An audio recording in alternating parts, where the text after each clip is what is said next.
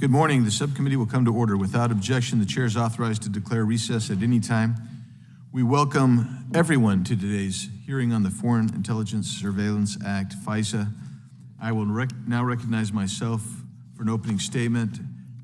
Again, I welcome my colleagues. Thank you for being here. We're trying to beat a vote time, so we want to get as much done as we possibly can before that's called. If we're not finished, I'll let you know that we're planning on coming back following the vote series if we still are engaged here. I thank our witnesses very much for being here. Appreciate you being here as well.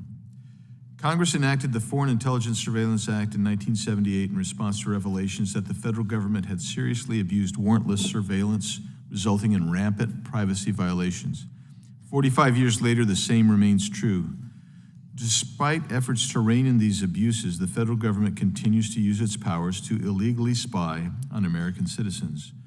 The federal government uses your tax dollars to spy on you using a law called the Foreign Intelligence Surveillance Act, or FISA.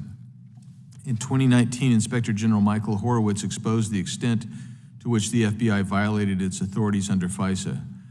IG Horowitz identified significant concerns and serious performance failures, including numerous factual misstatements and omissions in the FBI's unjustified investigation of Trump campaign associates.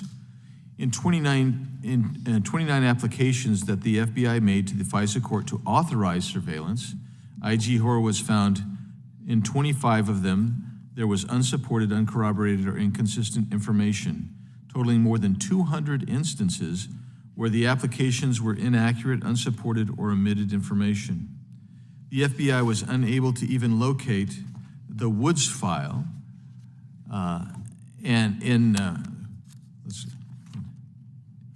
for the other 4 applications. So the 29 couldn't even find 4 Woods files, and found over 400 instances of noncompliance with Woods procedures across the 29 application sample.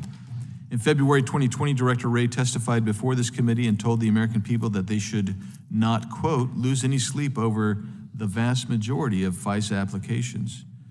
Former Director Comey labeled FISA a top-tier FBI program, but upon further review by the Inspector General, it was revealed that the FBI failed to recognize the significant risk posed by the systemic noncompliance with the Woods procedures, which provide the factual justification for FISA applications. In May of this year, Special Counsel John Durham released his report on the FBI's Crossfire Hurricane investigation. That report not only backed up Inspector General Horowitz's findings, but also found that political and confirmation bias by FBI employees led the FBI to lie to the Foreign Intelligence Surveillance Court and illegally spy on the Trump campaign for an entire year. In the recent investigation of Special Counsel Durham, he found that some FISA applications ultimately arose from sources close with the Kremlin, who were known to be targets of ongoing U.S. investigations related to fraud and espionage. Durham concluded that the FBI ran with the first justification it found to spy on the Trump campaign, despite clear indications of foreign, unreliable sourcing. These reports detail only a fraction of the government's abuses of the FISA program.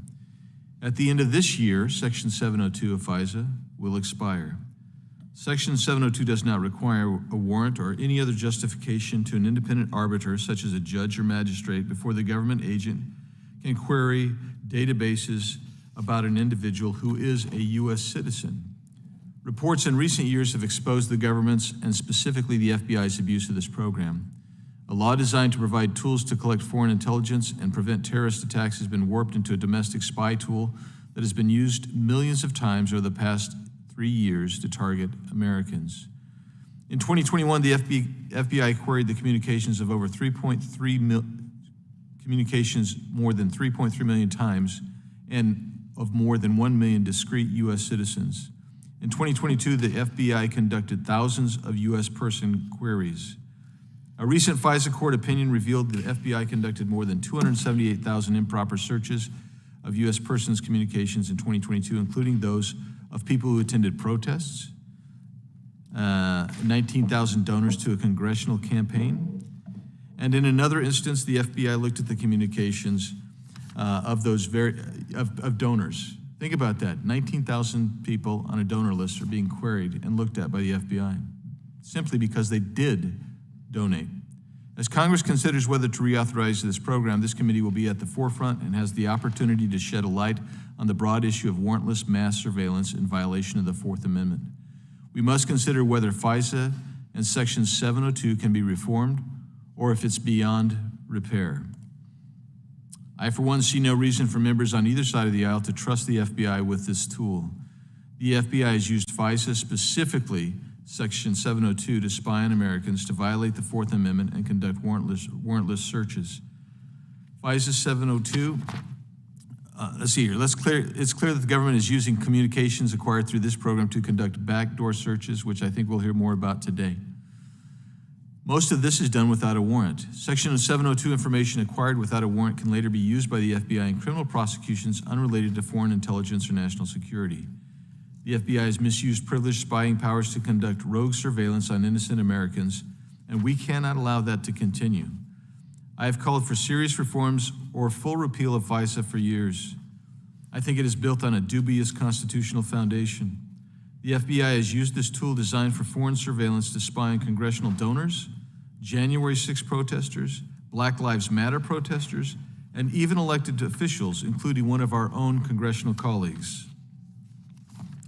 We must end warrantless surveillance of Americans and hold accountable any federal official who violates the civil liberties of Americans. Make no mistake, actors within the FBI and other similar federal agencies who continue to conduct unlawful and unconstitutional surveillance of Americans should be brought to justice.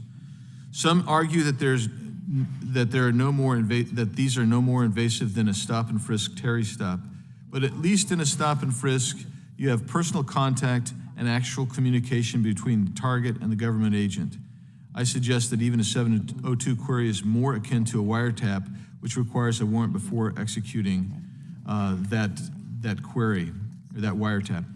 The FBI claim now is that it's okay because it has put in place new protocols and new software. But unlike a warrant, all of the FBI measures rest ultimately on post-action review, and it's not by an independent arbiter. I continue to believe that we will be able to work across the aisle with our colleagues because so many of us agree on this issue, and I extend my hand to them and look forward to working with Ranking Member Jackson Lee and other members of this committee as we confront this serious issue. Again, I thank those on the panel for being here today. I thank our witnesses and those in the audience, and I yield back and now recognize the Ranking Member, Ms. Jackson Lee, for an opening statement. Mr. Chairman, thank you so very much. I am very pleased to join you in convening today's hearing on the Foreign Intelligence Surveillance Act, or FISA. As I indicated during part one of our examination of FISA, this subcommittee has a critical role to play in the reauthorization of Section 702, which expires in less than 6 months. Let me acknowledge all of my colleagues that are present here today, in particular, Ranking Member Nadler. The two of us may be the only ones present that were here when the Judiciary Committee single-handedly had to put a pause on the Patriot Act and begin to address some of our concerns after 9/11. Even in that dastardly, devastating loss of life, it was important to recognize that we are a nation of laws and the Constitution, and to be able to respond at that time. I know that the thousands of agents across America have as their general premise to investigate crimes and as FBI agents and to follow the law and to protect the American people. That I will acknowledge. We had the opportunity to be briefed just a few days ago by members of the FBI, and I will acknowledge that there is a critical understanding of the challenges that we are now facing. But Congress is the arbiter of the Constitution and the responder to the American people and the protector of the American people's constitutional rights. With that in mind, this vital set of provisions under Section 702, which has been the subject of much scrutiny and criticism, permits the federal government to collect foreign intelligence targeting non-U.S. persons outside the United States without obtaining individualized orders. It is, of course, a unique provision. While I expect that today's witnesses will discuss many of those criticisms, I hope that we are able to have a constructive conversation about the ways in which Congress can make certain that U.S. persons are not ensnared in the web of international surveillance. I will look forward to their insight because we will act. Congress must act. Beginning with the Foreign Intelligence Surveillance Act, which first passed more than 30 years ago to address abuses in collecting and using foreign and domestic intelligence, the government must show not only that there is probable cause to believe the target of intelligence surveillance is an agent of a foreign power, but also that foreign intelligence gathering is the primary purpose of the collection. Following the 9/11 attack and significant advancements in technology, the foreign intelligence gathering needs of the country shifted considerably, yet were often stymied by the need to obtain individual FISA court orders for overseas surveillance, which requires substantial manpower, as presented to Congress by law enforcement. In response, Congress passed the FISA Amendment Act, FAA, of 2008 that authorized the federal government to collect massive amounts of information through the targeted surveillance of foreign persons reasonably believed to be outside of the United States without a warrant. Congress has granted agencies within the U.S. intelligence community this authority through FISA and Section 702 so that they may gather foreign intelligence information to seek out, pursue, and thwart threats from foreign terrorists and nation states that mean to harm us. Together, these statutes have been vital to the protection and safety of Americans. However, as we consider reauthorization of Section 702, we must be certain that we are not conceding very clear the constitutional rights of Americans in the name of national security. That is what makes America unique. That is what is the grounding of the constitutional pillars that are our definition. The FAA requires intelligence agencies to design targeting procedures to limit the scope of collection before the government acts, and minimization procedures to limit the use of information about U.S. persons after the government incidentally collects that information. The Foreign Intelligence Surveillance Court reviews these procedures for legal sufficiency. Although the statute includes protections for U.S. persons whose information is inadvertently collected but not constitutionally subject to targeting, we know that the NSA and DOJ have repeatedly reported the unauthorized use of backdoor searches of the 702 database. And as a release from the Brennan Center pointed out, internal oversight measures hailed as robust failed to prevent flagrant abuses, including 133 warrantless searches aimed at Black Lives Matter protesters and 19,000 searches for communications to a single congressional campaign.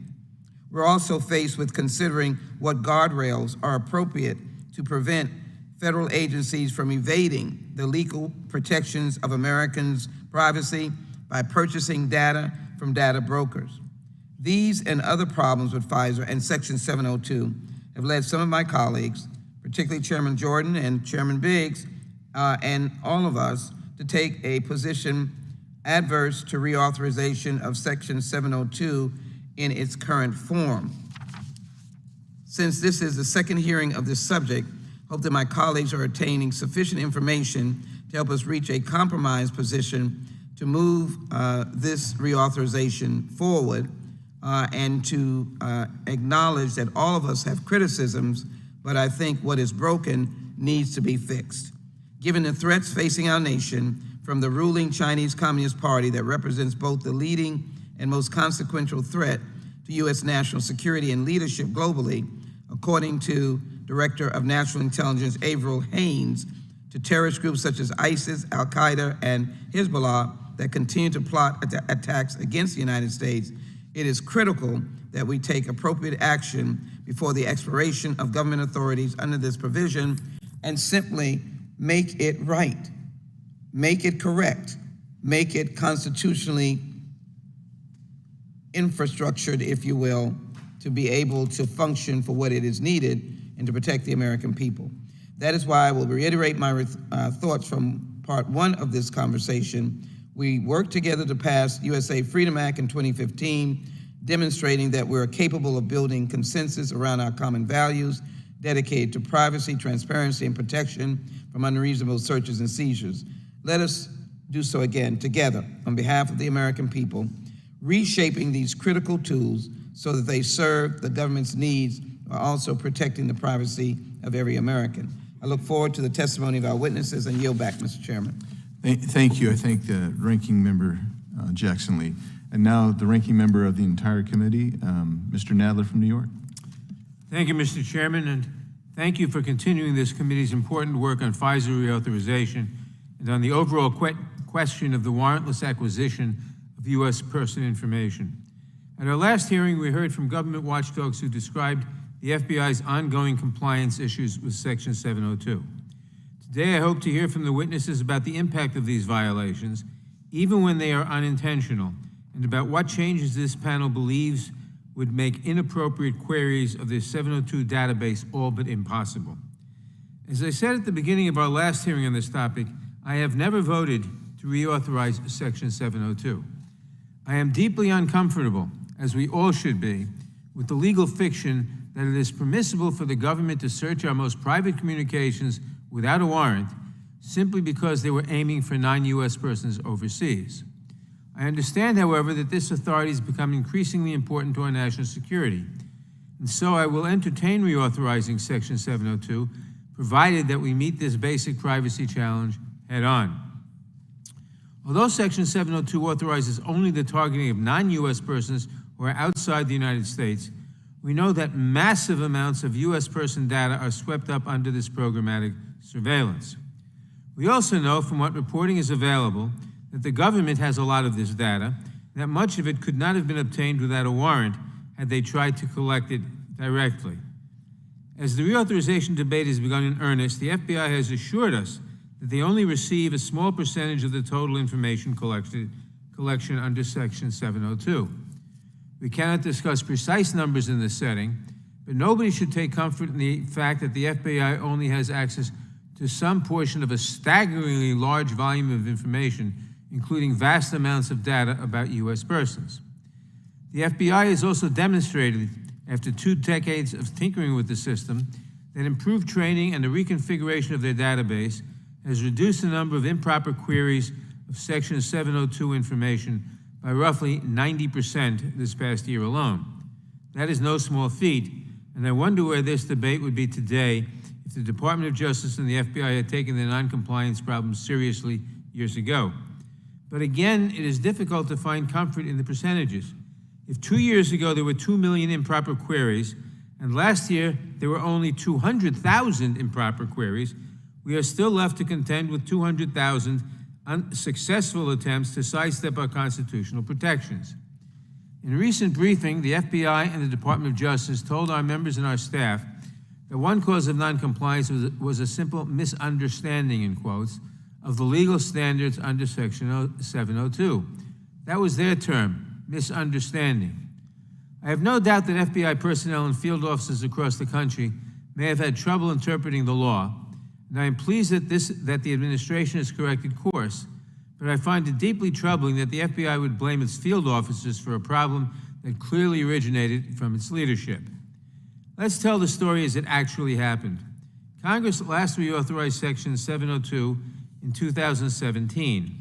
Over the course of the next few years, DOJ and the FBI diverged on how to interpret the legal standards for searching the Section 702 database.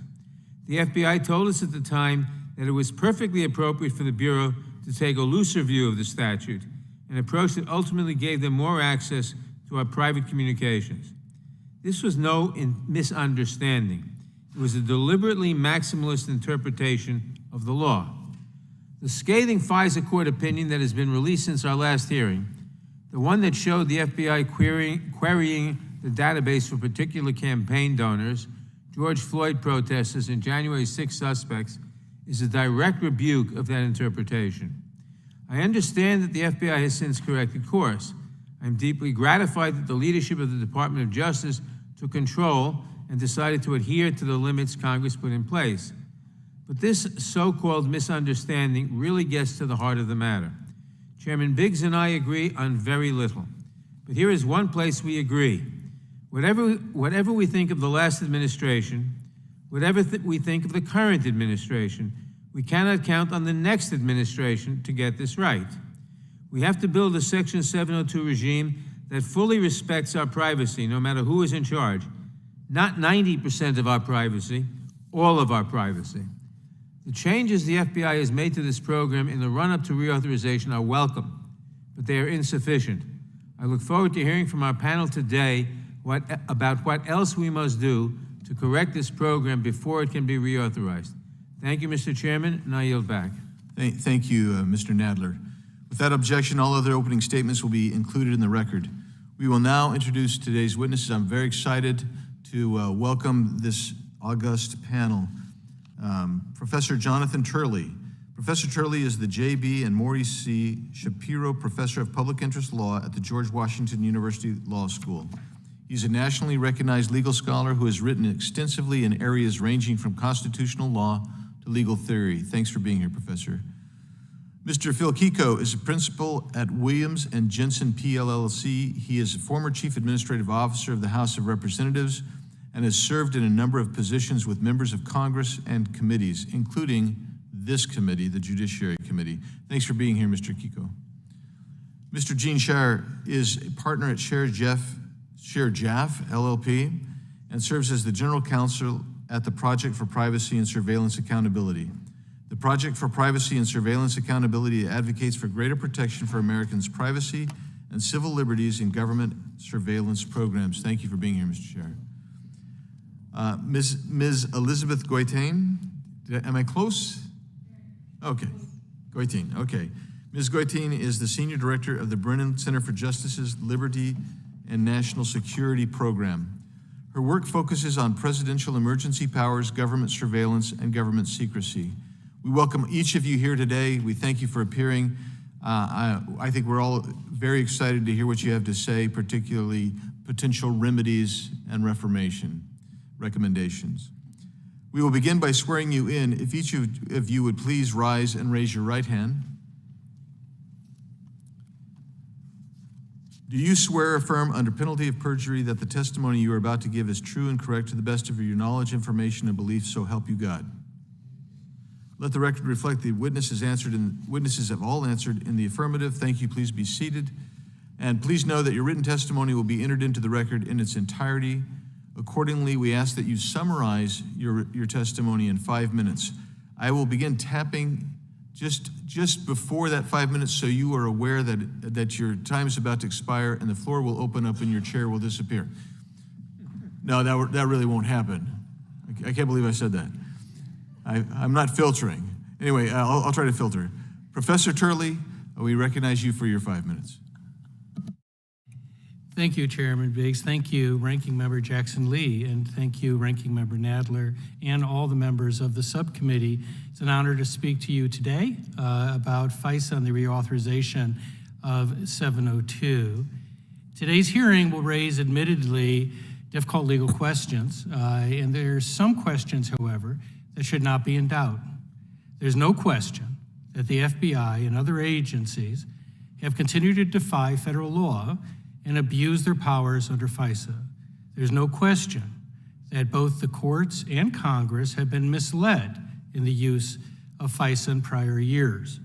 There's no question that the scope of the harm to privacy and constitutional rights has been immense. The only question is what you're going to do about it. And I think it is a significant moment in today's deeply divided politics that not only are the witnesses on this panel largely united in our views, but it appears that many of the members of both parties are as well. Quite frankly, the FBI is back once again in a reauthorization, as Ranking Member Nadler mentioned, saying that you can trust us.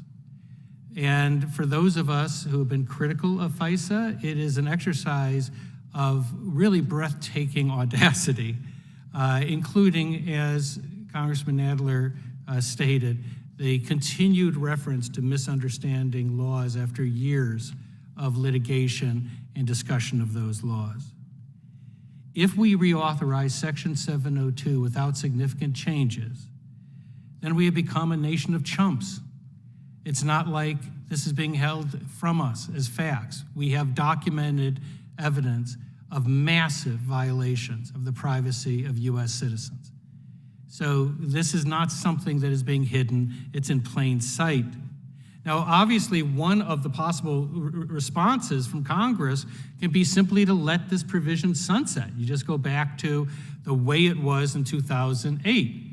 That would convey an important deterrent for agencies that if you abuse it, you lose it. And this would certainly warrant that type of response. But assuming that you want to add guardrails, there are a number of things that I've suggested in my written testimony.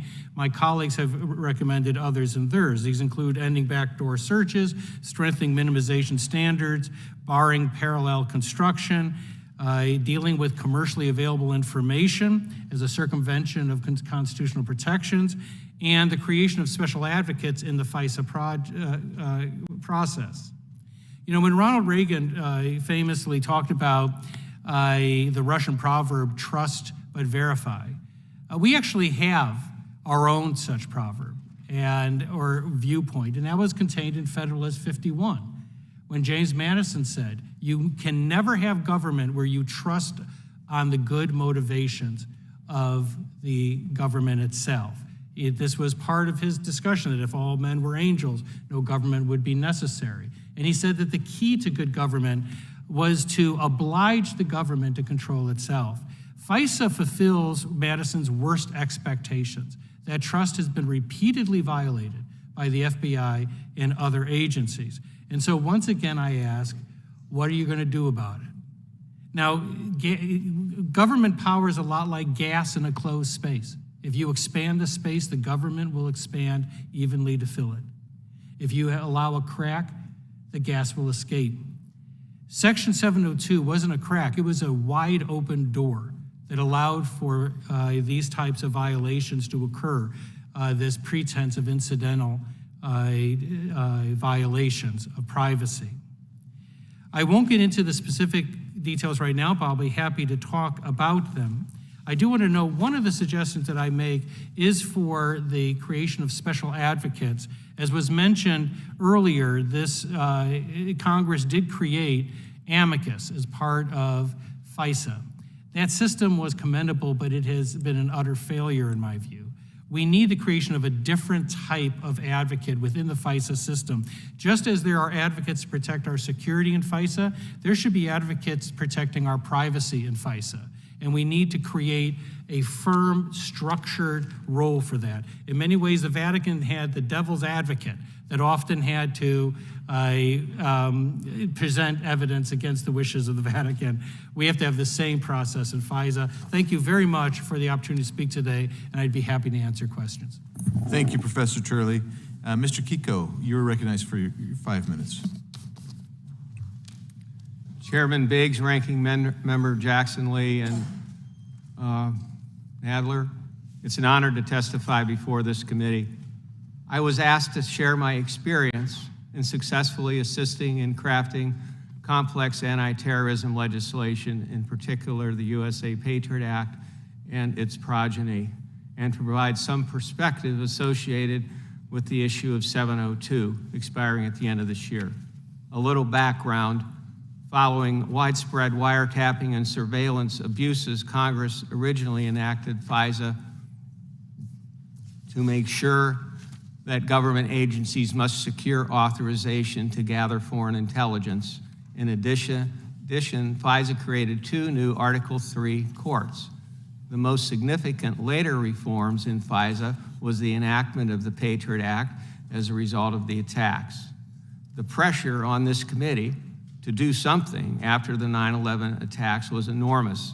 However, the committee came together to consider all the options. Formal hearings were held to discuss new anti-terrorism authorities. We had a lot of unofficial late-night sessions, committee members sitting at the dais here. The committee sought input from everyone. The door was wide open to craft the Patriot Act. But one of this committee's top bipartisan priorities was to ensure that we protected not only our national security, but our cherished civil liberties. And that core principle has been the hot point of contention in every FISA debate. The Patriot Act provided enhanced investigative tools to prevent the future terrorist activities and the prevention of preliminary acts and crimes to further such. It amended FISA by creating 16 new authorities, and looking back, one of the best things Congress did was to incorporate the sunset provisions.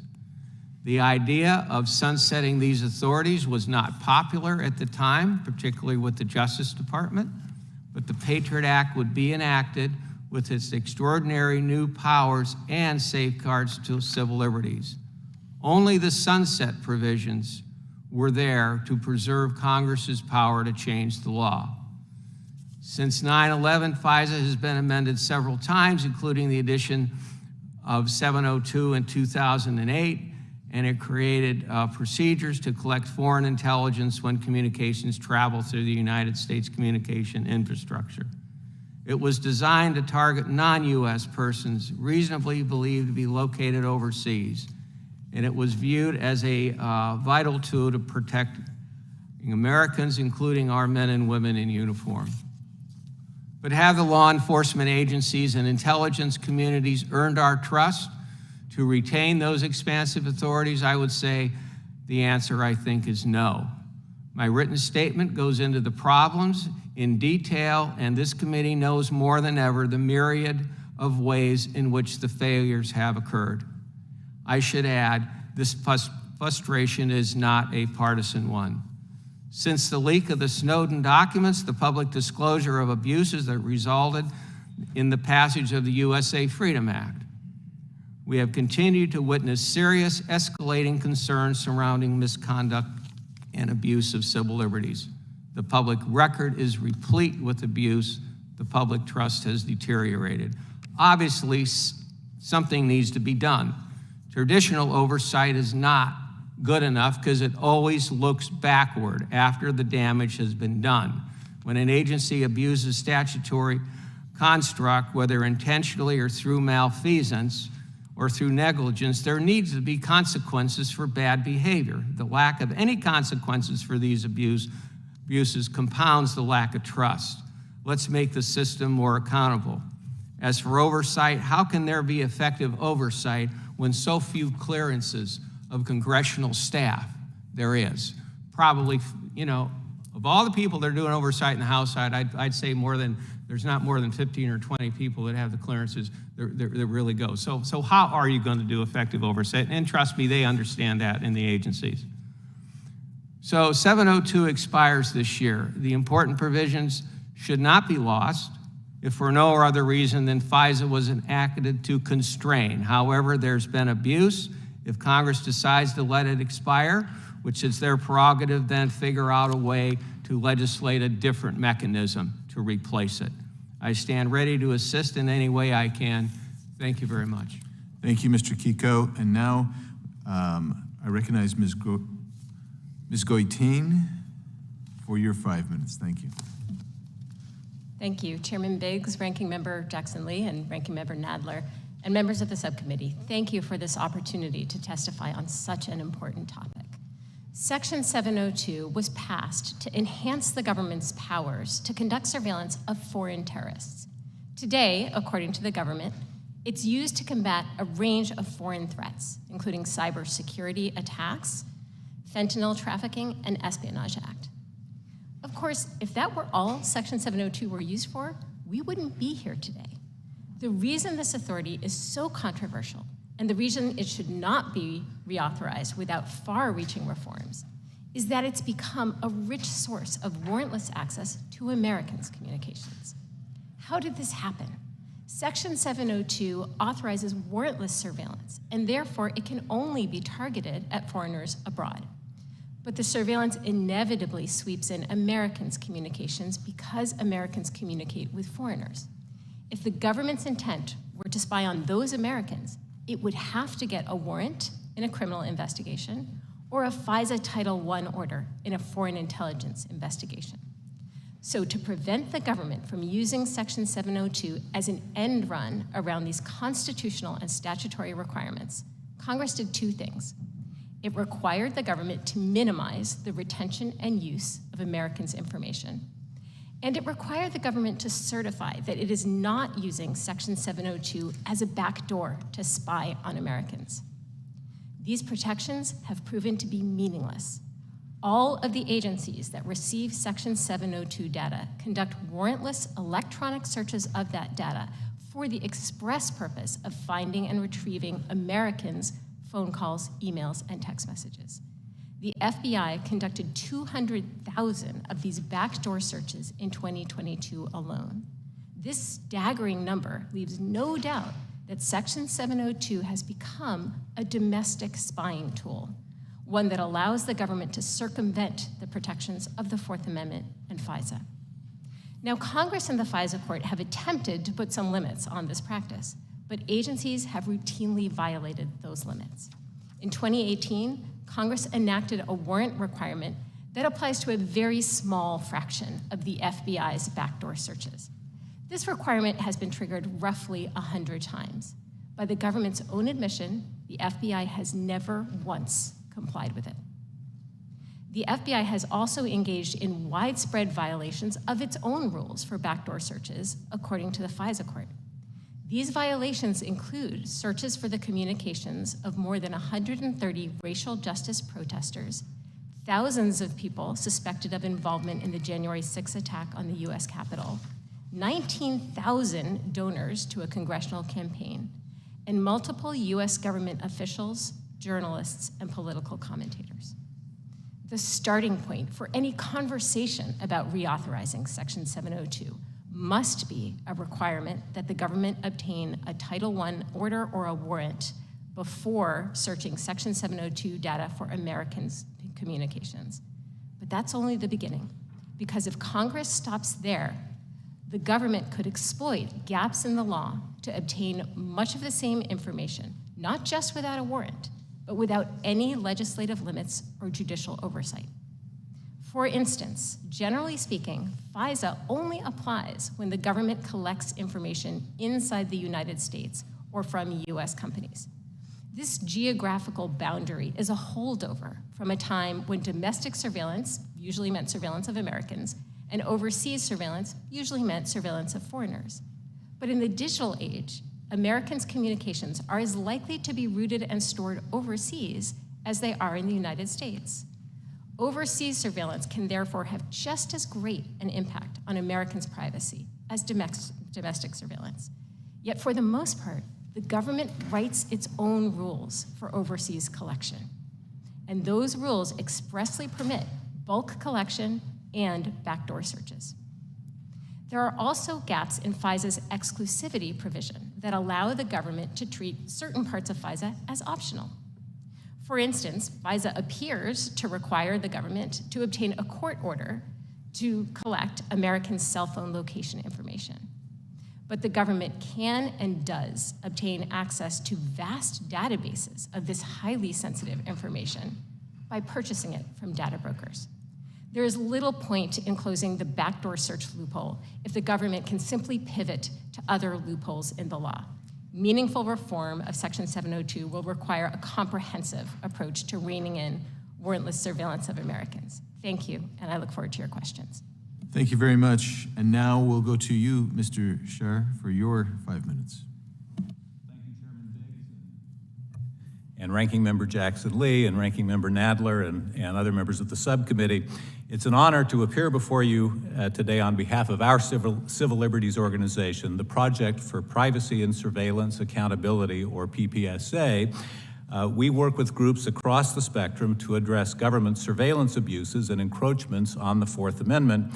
And I'm here to urge you to treat the expiration of FISA Section 702 as a once-in-a-generation opportunity for Congress to reassert its rightful constitutional prerogative to broadly determine when, why, and how Americans can be surveilled by their own government. And to that end, with our allies, we have urged Congress to enact comprehensive reforms that implement 5 key principles designed to protect Americans' privacy without sacrificing our security. Today, I'll focus on just 3 of those principles and how they can help you bring all government surveillance of Americans within appropriate statutory guardrails and oversight. And by the way, although I represent Carter Page and many other clients, I'm appearing today only on behalf of PPSA. The first principle that we've urged flows from the consent of the governed concept articulated in the Declaration of Independence and then embodied in Article 1 of our Constitution. And it is that American citizens should not be subject to surveillance by their own government without their implied consent in the form of a statute duly enacted by their representatives here in Congress. Americans shouldn't be subject to surveillance merely at the whim of the FBI or any other executive official, none of whom has authority to consent to surveillance on our behalf. And yet, under administrations headed by both parties, the CIA, for example, has exploited technology-created gaps in FISA's reach to conduct a bulk collection program that sweeps up much of American sensitive data. Similarly, as we've heard, the FBI routinely conducts backdoor searches of information collected under Section 702. And as we've also heard, the government routinely buys our most personal information from third-party data brokers. And without a clear statute governing all surveillance activities, Congress will be doomed to forever playing whack-a-mole with the surveillance agencies. The second principle is that, as Ms. Goitein said, any government access to Americans' communications or other private data should be undertaken only pursuant to a probable cause judicial order. Such a warrant or other order provides at least some assurance that the government has a specific concern that justifies the surveillance. A probable cause order requirement, moreover, should not apply just to direct surveillance, but also to more indirect forms of surveillance, like searching for information about Americans in a database of purchased information or in the massive trove of data compiled under Section 702. On that point, you've already heard many examples of overreaching backdoor Section 702 searches, and I won't repeat them, but the potential for abuse of purchase data, including geolocation data and other Fourth Amendment protected information, is, if anything, even greater. But currently, neither of these indirect forms of surveillance is meaningfully constrained by statutory guardrails or judicial oversight. They should all be subject to a probable cause order requirement similar to the requirement for surveillance under FISA Title I. The third principle is that any surveillance of Americans should be subject to adequate mechanisms in both Congress and the judiciary to ensure accountability for compliance with governing law. And that's important because, as we know, the current system is rife with violations. The chairman mentioned earlier the DOJ Inspector General report that found so many violations of the requirements applicable to applications to the FISA court. And those problems highlight the need for an enhanced system of having civil liberties experts, or amici, advise the FISA court in sensitive investigation along the lines of the Lee-Leahy amendment that a couple of years ago passed the Senate overwhelmingly. More generally, any revamp of FISA must go well beyond ensuring that Congress has the tools to adequately oversee surveillance agency. That revamp must also include enhanced penalties for violating statutory guardrails, for lying to courts, for refusing to comply with statutory reporting requirements, and other meaningful consequences for misbehavior or stonewalling. As the people's agents, you can stop this game of surveillance whack-a-mole. You can do that by asserting your constitutional authority against an executive branch that, under both parties, is too often overbearing, and against the judicial branch that too often gives the executive an undeserved benefit of the doubt. Please don't let this rare opportunity slip away. Thank you, Mr. Chair. And now recognize the gentleman from Florida, Mr. Gates, for his 5 minutes. Ms. Goitein, many of my constituents will watch this hearing and they'll say, well, the Foreign Intelligence Surveillance Act, I'm not a foreigner. Why should that bother me? What would you say? Americans' communications are swept up in enormous volumes, so enormous that the government won't tell us how big it is because it would be a very awkward number for the government to disclose. I suspect that's the real reason. And those communications are available to FBI agents without a warrant or a court order of any kind. And you talked about these backdoor searches, and that's been an intense focus of the committee. Could you help define that for folks so they understand the risk there? Sure. What a backdoor search is an electronic query of data obtained under Section 702. So the communications are obtained. They are placed into data systems at the NSA and then shared with the FBI, the National Counterterrorism Center, and the CIA. And then agents can run electronic queries of those data systems using identifiers associated with Americans. So using an American's email address, for example, they can plug that in, and that will return any communications that were obtained under Section 702 that have an American on one end of them. And It almost feels like there's a digital file out there about millions of Americans. And I'm sort of wondering how, and we've tried to get straight answers from folks who work in the government about this question, but what we've learned is it's upwards of 10,000 people who can conduct some of these backdoor searches. Have any of your studies evaluated the breadth of individuals who can engage in this violation of our civil liberties? No, we don't know the number, but I think... Isn't that scary? Shouldn't we? I mean, it seems like something we should know. How many people can do backdoor searches into information that was not collected pursuant to any probable cause or a warrant? Yeah, it would be a good thing to know, and one of the reasons why I think we should be curious about it is because the government has told the FISA court that one of the reasons for all of these violations we've seen is that FBI agents didn't understand the standard for those searches, and that standard is that the search has to be reasonably likely to obtain foreign intelligence or evidence of a crime. Well, and that doesn't sound like rocket science to me, and that standard has been in place for 15 years. But they break it. Well, I mean, I just read an order from the Foreign Intelligence, the FISC, the court, and the court said, well, you weren't just using these searches and queries to get legitimate law enforcement information. At times, people at the FBI were searching themselves, searching their ex-lovers, searching their neighbors in this system. And so it seems as though there's not a standard that's adhered to. It's adhered to often in the breach. There were 278,000 violations of that standard in 2021. I mean, if you've got 278,000 violations of the standard, as you've said, the breach is the standard in a lot of ways. So we have this tactical question coming up. We have FISA that is set to expire, and I believe we should let it. I believe the standard of violation of breach is so pervasive that the patient is not savable, that we have to design something totally different outside of 702. And then I have other colleagues who are like-minded in my desire to protect civil liberties, but who suggest tactically that the best approach is to try to insert strong warrant requirements. This is my 7th year in Congress, Mr. Kiko. I certainly don't have your experience, but I want to draw on it because I want to get your advice.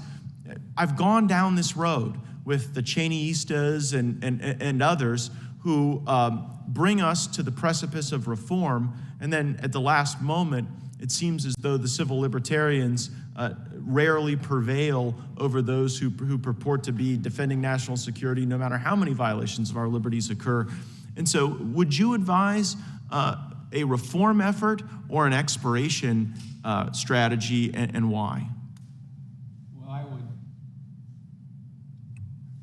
That's a very tough question, and I know that's why you ask it.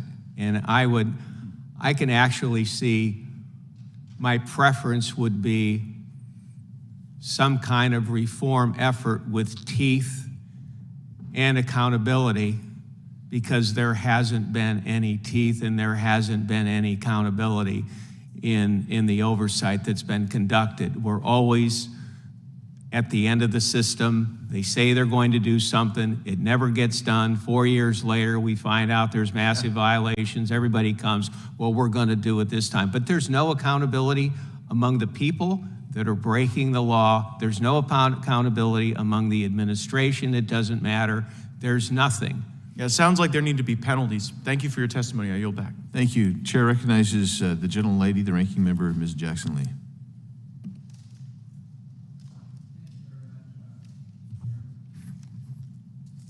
thank the witnesses very much. Just a slight moment down memory lane, Ms. Goteen. Something called COINTELPRO. I won't ask you to get in the weeds, but it was used extensively against Dr. Martin Luther King and the whole landscape of civil rights activists and workers to give minimal liberties to African Americans during the 1950s and 60s. And so here we are again with what was needed to be able to protect Americans. And I think it's important to indicate that the process was that if there was communication and it was with a foreign operative, foreign citizen, the FBI for Americans would not be targeting you, not supposed to be, but we're targeting that foreign citizen or the communications thereof. How did we mess up so badly? Wow, that's a tough question. What I would say is that FISA, as enacted in 1978, required the government to obtain an individualized court order showing probable cause that the target of surveillance was a foreign power or an agent of foreign power when domestically placing a wiretap to collect communications between even foreign targets and Americans. And that was to safeguard the Americans' constitutional rights that they have in that communication. What Section 702 did is it got rid of that requirement. And it enabled the government to say that as long as it's targeting a foreigner, we don't really have to worry so much about the Americans' constitutional rights. Now, that's not actually what Section 702 says. It says, you're gonna pull this in, the American side of the communications, but you should minimize it. You should delete it, you should not share it. Unfortunately, that's not what has happened. So that is, that's a crux of one of the elements of the problem. Absolutely. There, this mountain piles up and no one feels any compulsion, not compelled to say, let me immediately send it into the incinerator, throw it into the trash, get rid of it, shred it, etc. Doesn't happen.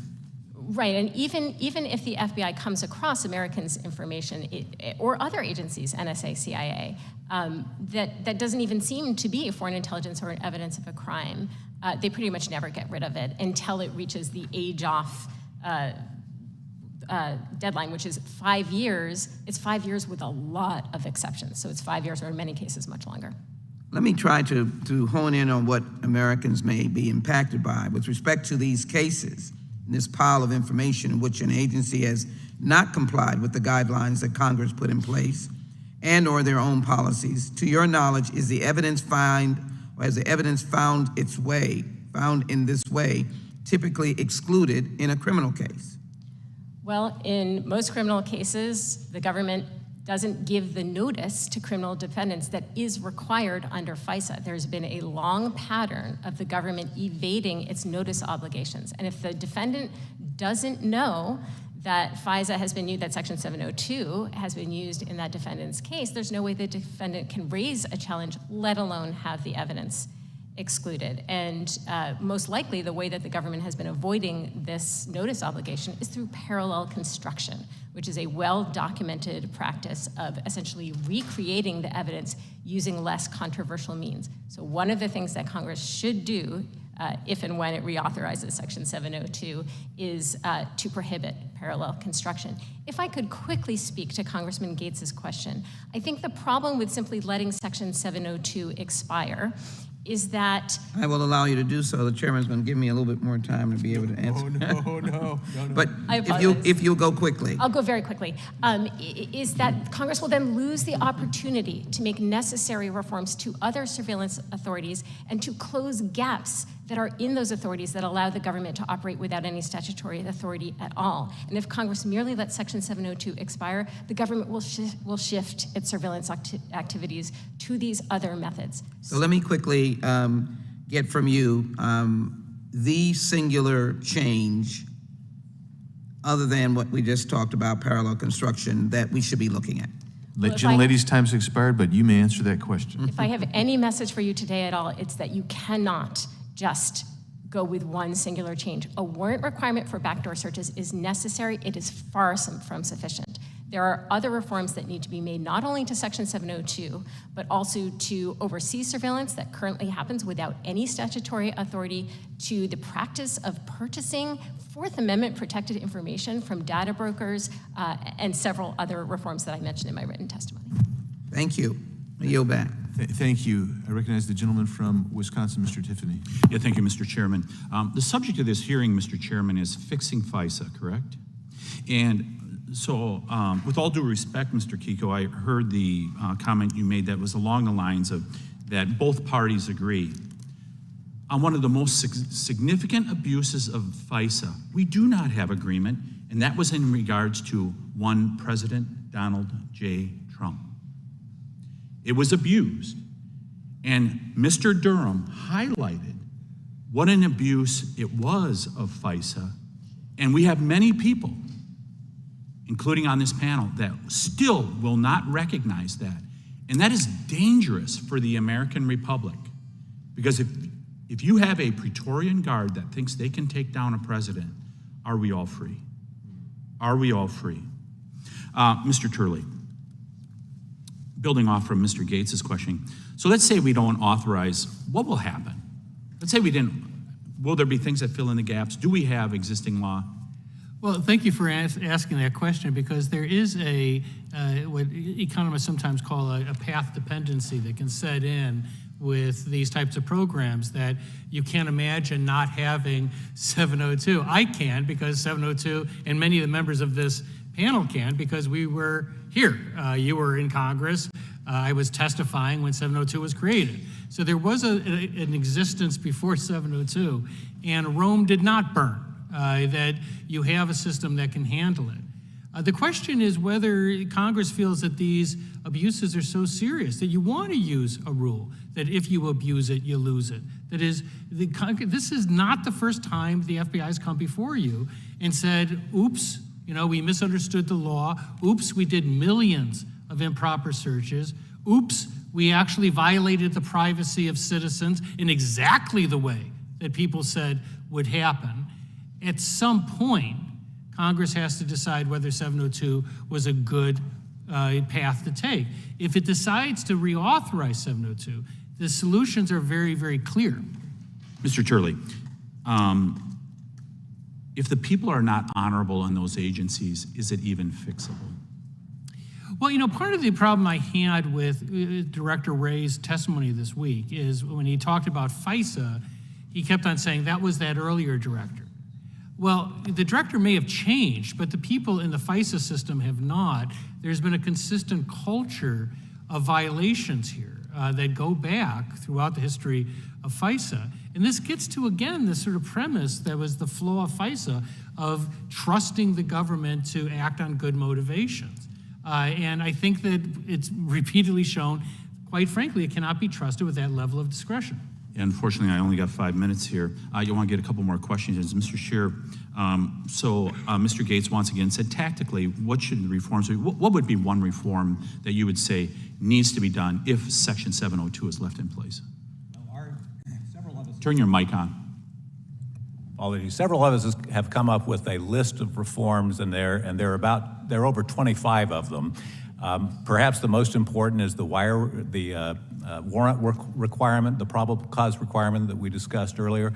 And if I could just briefly answer the question that you asked earlier, Congressman, as a former White House counsel lawyer, the answer that I would give to your question as to why it would be a mistake just to let Section 702 expire is that you then have a statutory vacuum which the executive branch loves. If you're a lawyer in the White House or the Justice Department, you're going to ask, the question you're going to ask is, if we do this, will we be violating any law?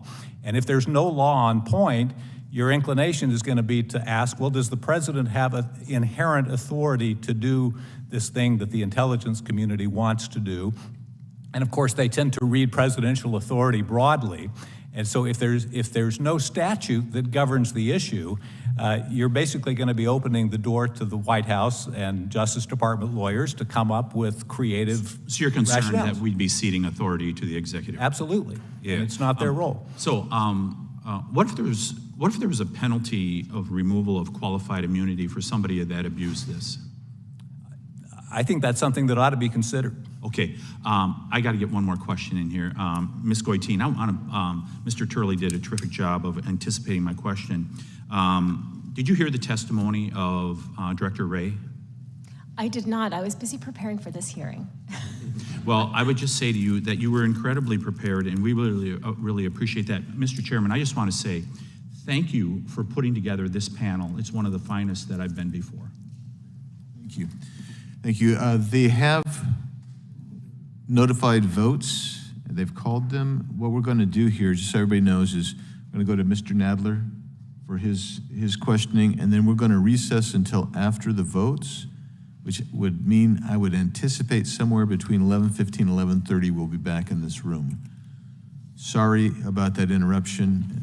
And with that, Mr. Nadler, please. Thank you. Let me first say that with respect to what Mr. Tiffany said, we may have a disagreement over whether FISA was abused in a certain case or not with respect to the former president. That doesn't affect our deliberations now. We all agree that FISA has been massively abused, and we've got to fix it. Mr. Kike, and the idea of eliminating qualified immunity here is a good one. I'd like to eliminate qualified immunity entirely.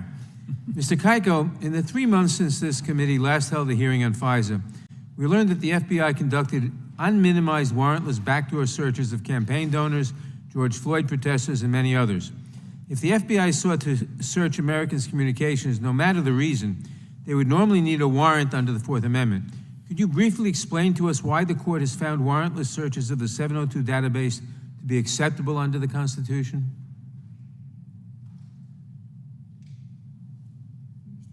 Mr. Kiko. I don't think a warrantless search is acceptable under the Constitution, and that was what was anticipated when the Fourth Amendment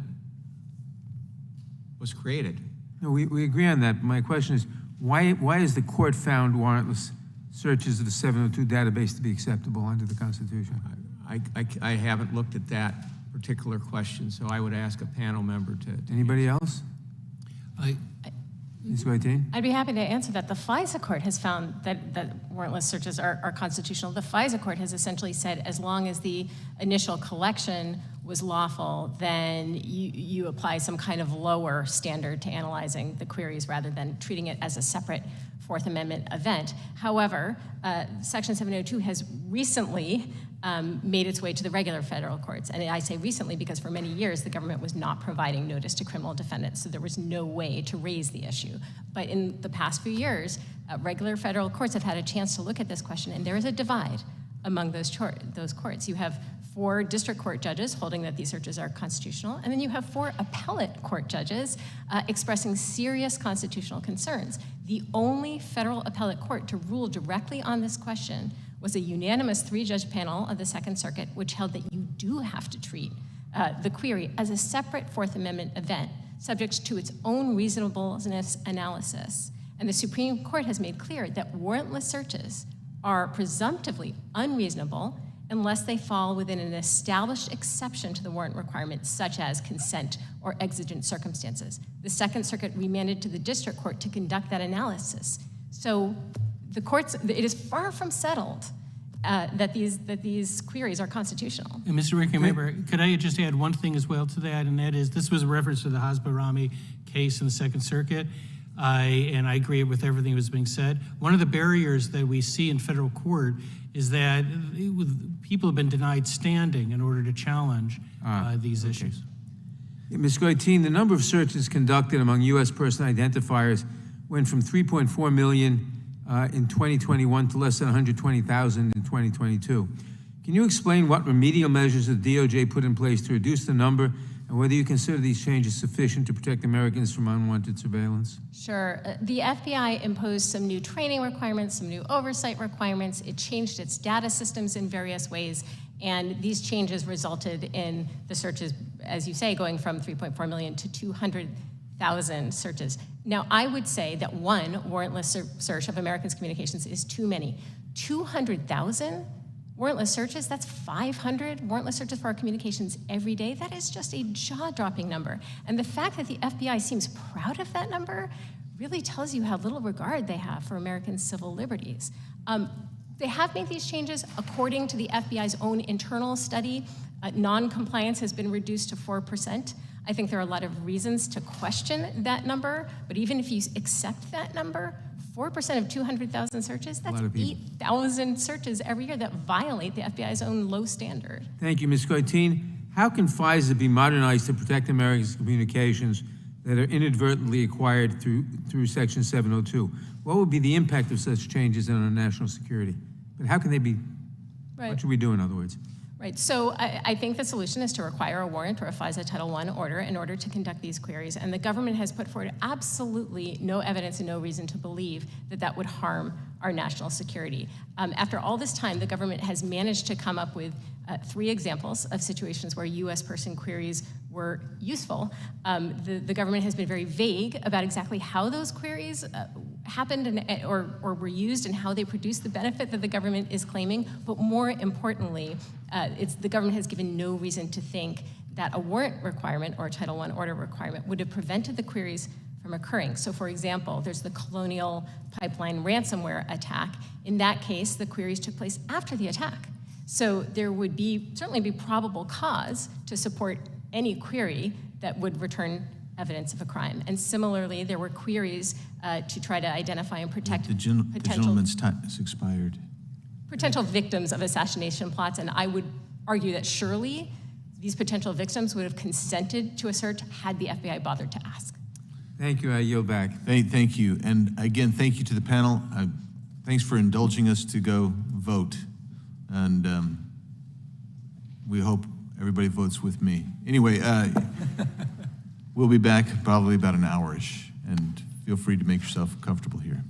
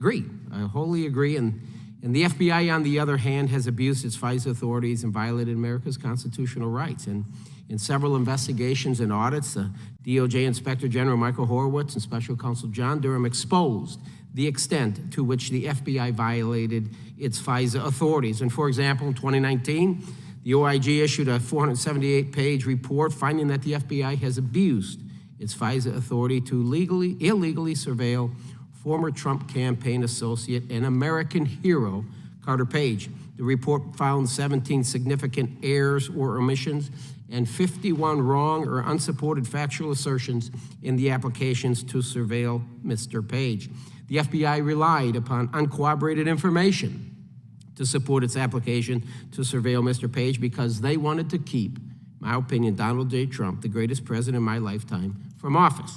And per the report, the FBI cherry-picked facts to support its application, ignored exculpatory evidence, and even doctored evidence presented to a FISA court judge to support its surveillance against Page. The FBI's FISA applications to surveil Trump associate Page were based almost entirely on the debunked allegations in this Steele dossier. There was no probable cause. And I think it's very important that we go through. Mr. Carter Page, what an American hero. 1993, graduates from the Naval Academy, so wanted to serve his country. He worked as an intel officer for 5 years. And then you go forward from 93 to 2000, he begins working as an investment banker in London, making some money. 2004, gets promoted, moves to Moscow. And that's where things kind of get interesting. 2007, Page becomes an internal energy consultant in Moscow and London. And then in 2008, the CIA, they begin debriefing Page about his contacts with the Russians. 2000 now FBI counterintelligence interview, they interviewed Page, in which Page told them he was reporting information to the CIA. So back in 2009 already, the FBI, the CIA, they know who Mr. Carter Page was. In 2013, some Russian agents, in January 2013, some Russian agents approached Page in an attempt to cultivate him as a source. He rejects, of course. In April of the same year, the FBI records one of the Russian agents complaining about Page because Page wasn't working with him. He wasn't going to do anything for the Russian agents. He's an American hero. In June of the 2013, the FBI interviews Page again. And Page said he was working and he has spoken with the CIA. And Page agrees to cooperate as a key witness in the FBI undercover investigation of the Russian agents that want to turn him. So he's working, he's doing everything he can for his country, as he has when he started back in the Navy. And then it gets interesting. March of 2016, Page meets with the FBI agents and federal prosecutors about their case against the Russian agents. And one of those Russian agents was found guilty, spent 30 months in prison. That couldn't have been done without Carter Page. Then, all of a sudden, this is where things get really sour. March of 2016, Page joins the Trump campaign as a foreign policy advisor. In April of 2016, the FBI headquarters advises New York field office to investigate Page. A couple months later, in August 2016, FBI headquarters opens investigation of Page and prepares a request to eavesdrop him under FISA. August, the CIA sends a memo to the FBI headquarters and advised the Crossfire Hurricane team that Page was an operational contact for the CIA for 5 successful years, 2008 to 2013, and the FBI does nothing. They do nothing with it. What do we know? The FBI withheld this information from the FISA court, and the court approves the FISA warrant and secretly surveils Page. Wow. Wow. So he's an American hero until he joins the Trump team. And you wonder why people up here feel that the FBI cannot be trusted and why we say that they have weaponized the FBI to go against the American people, specifically with a dissenting point of view, like Carter Page and Donald J. Trump, and they haven't stopped yet. They continue to go up against Donald Trump, whether it's Mar-a-Lago, whether it's indictments up there with the nut job in Manhattan. It's just horrible what the FBI, we have to rein them in. I will not support the idea of reauthorizing 702 for the FBI until they get their house in order. With that, I yield back. Thank you. Chair recognizes the gentlelady from Pennsylvania, Ms. Dean. Thank you, Mr. Chairman, and I thank the ranking member for having this important hearing today. an important moment of bipartisanship in the understanding that the FISA application has gone horribly wrong. It is our responsibility to do something about it. So I thank all of the witnesses for being here today, for your expertise and your historical understanding of where we are and the grave moment that we're in. The Foreign Intelligence Act, FISA, the legislative branch, we're entrusted with making the laws of the United States. It's our job to decide what the rules should be, delineating fair from unfair, safe from unsafe. Sometimes these decisions are straightforward and easily guided by the Constitution and common sense. Other times the decisions are more difficult. It feels like we're in one of those places now with a clear-cut understanding that the abuses of the FISA applications and queries are unacceptable. We know we have a responsibility, as do the agencies, to protect our national security, to protect us against crime anytime we can possibly do it. But we must always protect civil liberties, people's rights to privacy, our constitutional rights. Ms. Goitein, I was interested in your very eloquent history of what's going on here and what has happened. We do need to review the FISA process. What are the most, if you had maybe 3 areas of reform, what would be the most important? I know it's denser than that, but what would be the most 3 top areas of reform? I've been trying to narrow it down a little bit because I know that that's helpful. It's difficult. There's a lot that needs to be done, but I think I can at least narrow it to 3 buckets. And the first bucket is ensuring that Section 02 works as intended, and that means that it's not a domestic spying tool. For that, we need to have a warrant requirement or a requirement of a FISA Title I order before the government conducts U.S. person queries of Section 702 data. Part of the Section 702 reform also has to be narrowing the scope of permissible surveillance so that the government is not allowed to conduct surveillance of foreign targets who do not reasonably pose any threat to the United States or have any information about a threat to the United States. That is actually a vicarious protection for Americans' privacy, because the larger the scope of permissible foreign targets, the greater the volume of incidental collection of Americans' communications. So that's the Section 702 bucket. Then I would say that Congress needs to complete the modernization of FISA by ensuring that Americans' communications and Fourth Amendment protected information are protected from warrantless surveillance regardless of where in the world the government obtains that information. And then finally, I would say that the Congress has to close the data broker loophole. And while we were on break, the House passed by voice vote a bipartisan amendment co-sponsored by Representatives Jacobs and Davidson, and with a long bipartisan list of co-sponsors, which I'm not going to list because I'm afraid I'll forget someone by accident. But the House passed an amendment that would prohibit the Department of Defense from buying its way around the Fourth Amendment and obtaining Americans' Fourth Amendment protected information by buying it from data brokers. That is proof of concept. Congress can do this, and Congress now needs to do that for all federal agencies. That's very helpful. Mr. Kiko, thank you too for your testimony and your work on this. We talked about whether to sunset and allow it to expire, Section 702, or to reform it, as we've just had some conversation around that. What are the consequences of allowing 702 to simply expire later this year? Well, I think allowing it to expire, you're turning over the keys to the to Article 2, to the executive branch. And we've had enough experience to know that even when they have a statute, there's ways to weasel around it. And I just would be very, Article 1 is the Congress. They're the ones that establish the law. And we're going to have to, my experience would be to draft something, but you're going to have close oversight. You're going to have to bring the administration to heel,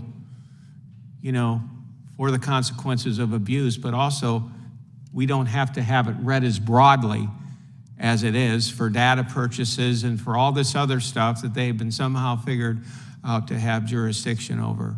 So if you could narrow that and but really have tight oversight and also consequences for people and agencies that don't follow what the law is. I thank you both. I thank you, Mr. Chairman. My time has expired. I yield back. Thank you. Chair recognizes the gentleman from California, Mr. Kiley.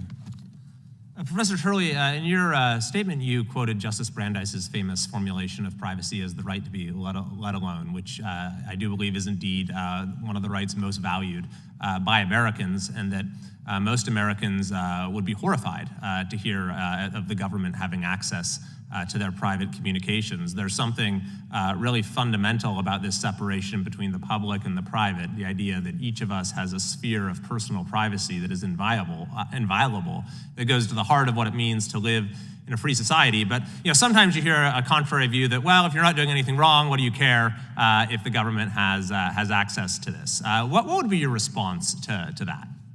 Well, thank you very much for that question. What's interesting about the quote that you just cited is that this was part of the Katz-Olmsted line of cases. And Katz said that the Fourth Amendment's there to protect persons, not places. It got rid of the trespass doctrine as the key test for whether your rights are violated. We've sort of returned to that because the location of a lot of this data, if it's abroad, for example, or it's routed through an international source, suddenly loses its protections as a citizen. So to answer your question, how does that impact you? The answer is that 702 and the abuses under that section impact free speech, associational rights, a host of other constitutional rights, because it creates a chilling effect that if citizens know that their communications are part of a massive data bank that the government can search and piece together who you've talked to, who you sent to, you begin to live in this fishbowl society. That impacts us as citizens. It impacts how we exercise rights, which is what Brandeis was referring to. And Mr. Scherer, or Mr. Scherer, I should say, right? Scherer, yeah, Scherer. like the singer. We've been talking a little bit about how this right was, put into our Constitution by our founders in the form of the Fourth Amendment, and how a lot of the jurisprudence and our understanding of the Fourth Amendment is rooted in this idea of a reasonable expectation of privacy. And so we've heard that the law, at least as far as the courts are concerned, is a little bit unsettled when it comes to how that applies to the situation we're talking about today. So in your view, is that a lens that Congress should look through when deciding what to do about FISA, the reasonable expectation of privacy that Americans have, and how should that apply to the gathering of information under Section 702? Well, 2 points. First of all, while Congress should take account of what the courts have said on the application of the Fourth Amendment in this setting, I don't believe, with all respect, that you as members of Congress should feel bound by what the courts say. All of you, and I apologize if this comes across as a lecture, but all of you have taken an oath to support and defend the Constitution of the United States, not the interpretation of the Constitution by some federal district judge in the Western District of Wisconsin or wherever he or she may be. And you have the ability, and I think the right and the duty under the Constitution to reach your own conclusions about what the Fourth Amendment requires. But secondly, even Congress has an important role to play in determining for the courts what is a reasonable expectation of privacy, and when do the people of the United States have a reasonable expectation of privacy? And even if some courts don't think that we have a reasonable expectation of privacy in our electronic data, which, as we've heard, may get sold to data brokers and then sold to other people, Congress can step in and say, no, we think the people of the United States do, in fact, retain a reasonable expectation of privacy in their private data, even if it's held by Google or Amazon or somebody else. And we, the Congress of the United States, believe that Americans retain an expectation of privacy in communications that have been collected pursuant to 702. That's right. And so could we take the analysis a step further? And so I think most Americans would understand we live in a dangerous world. Intelligence gathering is very important. Sometimes aggressive tactics are needed, and it's possible that on occasion, information can be incidentally collected. So the question becomes, once that information is there and in the government's hands, What do you think is the reasonable expectation of Americans as to what is done with that information, how long it's kept, who can access it? Because that's really, I think, the question when it comes to reforming FISA that we need to consider. Well, certainly, and if people have not expressly consented to have that data collected and put into the 702 database or wherever else it goes, I think it's fair to say that they should retain an expectation of privacy in that data, even if somebody else has it, and therefore Congress can say, consistent with the Fourth Amendment to the FBI, if you're going to search that database of purchase data, or if you're going to search the database of 702 derived information, you need to get a probable cause order from a court. Thank you very much. It's great to see the bipartisan agreement on a lot of these principles, and I yield back to the chair. Thank you.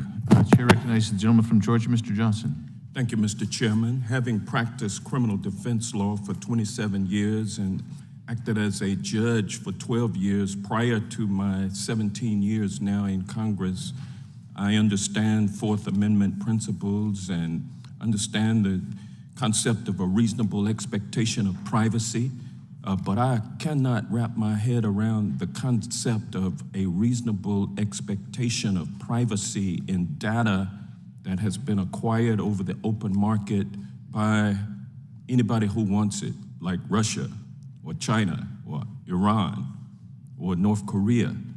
That's data that is purchased every day by our adversaries. Why should not our own government be able to acquire that same data that we certainly have no reasonable expectation of privacy in, given the fact that it's on the open market? However, we in this country can certainly rely upon the Constitution and its principles to protect our privacy, especially when privacy concerns bump up against security concerns. We've lived through harrowing terrorist attacks on U.S. soil and through attempts by foreign actors to meddle in our national elections. That's why, while taking affirmative steps to protect our civil liberties, we must give our intelligence community the tools it needs to protect us. Section 702 of the Foreign Intelligence Surveillance Act is one of those tools necessary to protect our national security. Due to the classified nature of much of the work that's done under Section 702 FISA authority, Americans will never know how it has kept them safe, the degree to which it has kept them safe. They will, through politicians, hear of problems with implementation of the legislation and demonization of those who would access that information to protect us. In the real world, law enforcement can patrol the street to monitor suspicious activity. They don't need a reasonable expectation of privacy in order to be out on patrol. We need to bring real world processes to the cyber world. And Section 702 allows us to do that, letting law enforcement patrol the information highways to neutralize threats. However, just as cops have certain limitations, the intelligence agencies have limits on their ability to search the Section 702 database when it comes to U.S. person identifiers. If the agency's investigation is related to national security, then a database search using U.S. person identifiers is allowed when the agency believes it is, quote, reasonably likely, end quote, that such a search will retrieve foreign intelligence or evidence of a crime. And if the agency's investigation is unrelated to national security, then the agency must get an order from the Foreign Intelligence Surveillance Court before it can search the database using U.S. person identifiers. In the past, it seems that the FBI has fallen short due to, among other things, lack of proper training on the limitations imposed on them by law. In this day and time, when politicians recklessly demonize government in general, and the FBI and DOJ in particular, the public is susceptible to claims that the FBI willfully defies the law, abuses its power as a regular course of conduct, and as some have argued, is generally, quote, bad, I respectfully disagree with the assessment of the 38,000 employees of the FBI, including special agents and support professionals, many of whom put their lives on the line every day to protect us from danger, both foreign and domestic. And I would also point out that it's not about bringing this administration to heel. These FISA excesses existed during the Trump administration and before. In the past, I'm heartened to see that the Department of Justice is working hard to improve agency compliance with the civil liberties protections in Section 702. I look forward to continuing the dialogue on how we can improve compliance with Section 02, how we can improve the act itself. And with that, I will, well, I don't have time. Yeah, you can't yield anything back. You don't have any time left. But thank you, though. Yes, I knew you did. And we'll now recognize the gentlelady from Florida, Ms. Lee. Thank you, Mr. Chairman, and thank you to all of you for being here today as we work to identify solutions and improvements to this process. For us to have a panel such as this is extremely helpful. So we are very grateful to have your years of experience and your background working in this subject matter here with us today, both your written testimony and what you've shared with us during this hearing. We have, a number of us commented, and I think it bears noting again here today, the good work and integrity of so many of the men and women of the FBI who work out in field offices across this country. However, that said, we are of course here to address a very specific and serious concern, which is the misuse of FISA and surveillance techniques, and I believe there's broad agreement here that we have much needed reforms to discuss. I'd like to go back, Mr. Scher, to some of what you've testified about in parts of your written testimony that you submitted to us. So we know that 702 is providing the FBI with access to a large amount of information about Americans. But one thing that you have touched on, when we look at the concept of potentially creating alternative statutory schemes or potential revision, the concept that the government is also utilizing other sources of information, private data, other things to essentially surveil or gather information about Americans. I'd like to hear more about that subject and what you would propose, if anything, we should be doing to try to monitor or curtail that practice. I assume that you're referring to the purchase of data, yes, which is, in my view, an equally, if not more serious problem than the vast trove of information that's collected under pursuant to Section 702. And certainly both of those enormous databases together can be an enormously powerful surveillance tool. And like any other surveillance tool, it should be subject, in my view, to a judicial order with a probable cause requirement. I think that's the most important thing that can be done. I don't think any of us here on the panel are disputing the wisdom or the ability of the FBI to collect the underlying data. Yes, in many instances it's broader than it needs to be, but the key event is not so much the collection of the data as the searching of that data using identifiers that are specific to American citizens. In my view, that constitutes a search for Fourth Amendment purposes, and even if you disagree with that, it's still an important event to the privacy of an American citizen, and is therefore something that Congress can and should regulate very closely. All right. Thank you, Mr. Scher. Professor Turley, I'd like to go back to something you mentioned earlier as well, and that is the concept of making the FISC court process more adversarial, adding an adversarial component of that or having an amicus involved in that process. Would you elaborate for us on how you think that type of reform could be implemented and how that might look? Thank you very much for that question. The Congress years ago, implemented this amicus process by which the court can reach out by what the Congress described as novel questions to get the assistance of essentially a third-party view, separate from the government. That has been relatively underutilized. As far as I know, there's no indication it's ever been used in an individual case where the FISC court says, can you look at this application? And what we know is that when we actually put those applications under a spotlight, which is relatively rare, as the chair mentioned, out of, I think, 29 cases reviewed, 25 of them were in error. So there's obviously a need for some additional viewpoint. I don't think that's going to be achieved with any amicus curiae. I think that what you really need is this sort of concept of a special advocate, a formal office that has the ability, among other things, to bring a case to the appellate FISA court, to say that there's a problem here that you should review.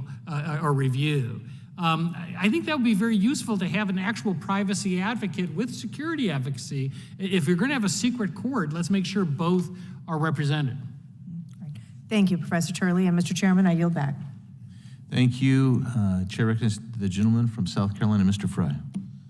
Thank you, Mr. Chairman. You know, this is incredible. I mean, we finally, we've been fighting all week on the floor on the NDAA, and in this committee, it's always a knife fight, it seems like. But in today's hearing, we have really unanimous support for fixing this process. We're letting it expire, but there's a recognition across the entire country that this needs to be fixed. You know, what's perplexing to me, we just had Director Ray come in, Professor Turley, you alluded to that earlier, who, if you ask agencies, all is well in the land of Oz, and that's just really not the case.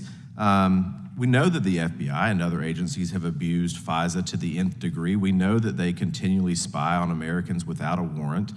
We know that they end around and they use data collection and geotagging and geolocation to look at the activities of Americans.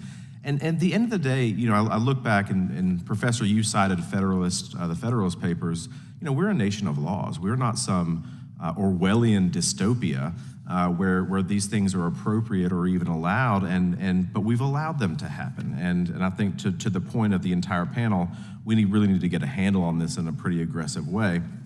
Professor Turley, I want to start with you. To hear the FBI talk about it, we should be celebrating that we went from 2 million illegal search queries to 200,000. Do you think this is cause for celebration? No, it's like a bank robber saying we're hitting smaller banks. I mean, the problem is that you're engaged in something you're not supposed to do. Look, the thing that we have to keep in mind is that all governments are information junkies. That is consistent across all types of government, whether they are democratic or authoritarian, they're information junkies. They want more information. It's not necessarily for nefarious purposes. It's that they want data. They always do.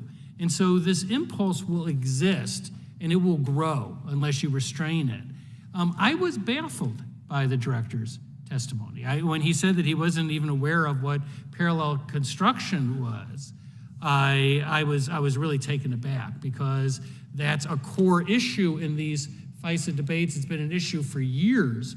And I just looked in disbelief when he said, I'm not sure what that might be. What that might be is a very serious threat to privacy. It's existed for years. It essentially replants material in order to create a different origin. And its purpose is to hide the original origin from courts. And as someone who's litigated national security cases, I have to tell you that these cases are riddled with this type of sleight of hand. And I'm usually the cleared attorney in national security cases. I've had national espionage, terrorism cases. And when you hit a FISA line, all the lights go off. I mean, the government gives you nothing. But the other thing that I want to emphasize about these commercially available information is it has another insidious problem. And there's what happens is the government often wraps commercially available information into FISA applications, and then everything gets iron-plated under FISA. And when people like me finally see the applications in the SCIF, we find it's loaded with material that should have been disclosed to defense counsel or trial counsel. Right, so this is nothing to celebrate. I mean, 200,000 violations of the Fourth Amendment is not really a good cause for celebration. You know, Professor, I think you hit on having a special advocate and strengthening that. I think that's a great step. What in your mind are other reforms that would be crucial to fixing the FISA problem that we have in this country? Well, Congressman, the most important one is where we should have started and ended this debate in '78. That is, you cannot engage in a query or search of a U.S. citizen without a warrant or Title I order, period. I don't think it should matter where that occurs. Now, it's true, the extraterritoriality of the Fourth Amendment has not been supported by the Supreme Court, but you can support it. You can support the rights of U.S. persons abroad. That creates a very clear line. When I talked about letting the provision sunset, I'm saying that when it sunsets, you make clear that all searches or inquiries, wherever they are, of a U.S. citizen by a U.S. agency must be accompanied by a warrant or Title I order, right. Period. And they can find a way to try to get around that, but that's the brightest of bright lines. Mr. Chair, real briefly to wrap up, I'm also concerned that even if we fix this, that the administration, a future administration, would just end around this by virtue of executive orders. So how do we deal with FISA and reforming FISA when an administration could just go around it? What would you suggest in that sphere? Gentleman's time has expired. You may answer the question. I think the short answer is 2 words. Any statute needs to make clear that whatever Congress specifies as an appropriate search has to be the exclusive means of obtaining the information that's covered. And if you're a lawyer sitting at the White House or the Justice Department, you feel an obligation to be sure that the president that you serve takes care that the laws be faithfully executed. And if it's clear in the law that there's one exclusive way of getting the information at issue, you're going to feel some obligation to be sure that your boss proceeds in that way. But if there's a statutory vacuum, that's where the problems arise. Gentleman's time has expired. Now, I haven't taken my 5 minutes of questioning yet, but I'm going to go ahead and do it. I'm going to limit it to, I think, 3 questions. And I have the gavel. You shook the gavel from me? Yeah, she's good. She's going to pop me with that gavel. Okay, we're going to start with you, Mr. Turley, please. Let's get with this. Capacity of state and district courts to keep records and information sealed. That's one of the critiques we have about moving away from a FISA court because, oh boy, there'll be leaks as if there's been no leaks in the current scheme. So tell me your experience there, and is it possible for state and federal courts to keep information sealed? Yeah, I always hear this objection, and it has no support at all. I deal with national security cases through regular Article III courts. Throughout the years, they have SCIFs, they have training, they're cleared. There aren't these allegations of leaks. The issue with the secret court is that no one's objecting that you can have a secret court in the sense of a giant SCIF where secret proceedings can occur. You can even have judges that are selected and trained for that purpose. The question is whether the standard for U.S. citizens and U.S. persons should be different in that courtroom. And I have never accepted that to be the case. I don't see an exception under the Fourth Amendment. Right, I appreciate that, and I'm in agreement with that. Mr. Chair, I'm going to go to you next. The gentleman from Georgia kind of intimated that somehow data collection and querying is similar to an officer in a patrol car driving around and observing suspicious activity, maybe making a Terry stop, or whatever you want to call it. But how is this different, and why should we equate this more like to a wiretap rather than a stop and frisk? I think it is very much more like a wiretap. I mean, yes, if you're a police officer, you have a right to be on a highway and watch what goes by, but that doesn't mean that you also get to have a helicopter flying over the neighborhood and taking pictures of everything that happens in every home in that neighborhood. And so, by all means, I think the wiretap analogy is the right one to use, because that exactly is what 702 is doing, is it's taking a stream of data, a massive stream of data, and just pulling things out of it, and even if it's appropriate to collect the data, there need to be Fourth Amendment protections when it comes to searching that data, especially just as you would have in a wiretap. I mean, when you narrow the search down, you've made it particularized. You've targeted somebody. Right. You're going forward and getting a warrant, right? Right, and searching a database with somebody's name or other identifying information is more analogous to a wiretap. And so I want to get to this other thing too, Ms. Goithin, and that is dealing with purchased information. And I think Professor Turley kind of got to it a little bit, is that they wrap it up. And when we've been briefed by the FBI on this, they talk about multiple databases that they're using, and then there's a wall that's created. Why should we prohibit the use of purchased material when we know other nations are using it?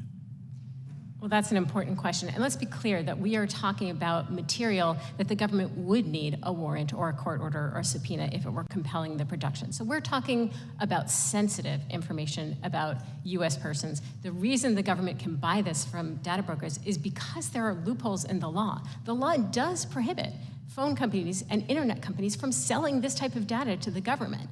But that law is from 1986, and so it doesn't address digital data brokers. They didn't exist back then.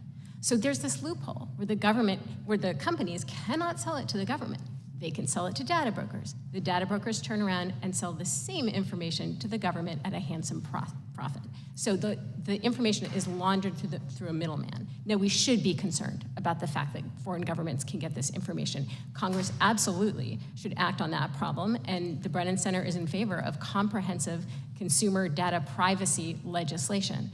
That should not stop Congress from acting now to make sure that our government can't exploit this loophole. Because when the US government is obtaining American sensitive information, there are risks and harms to American civil liberties that go beyond what can happen when private entities can get that information, or even foreign governments, because the United States government has coercive powers over American citizens that private companies and foreign governments do not have. The ability to put us in jail, the ability to deport people, to tax you, to fine you, to put you on a no-fly list, to withhold public benefits. There are all kinds of ways in which the government can impact our liberties. And for that reason, the Fourth Amendment applies to the US government, not to private actors, not to other governments, and Congress should make sure that the US government is honoring those Fourth Amendment protections.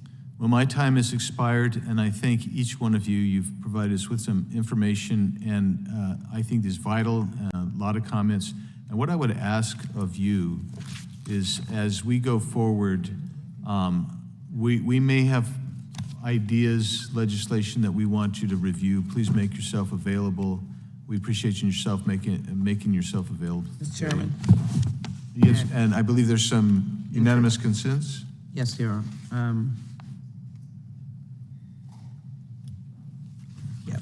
I'd like, in tribute to Ms.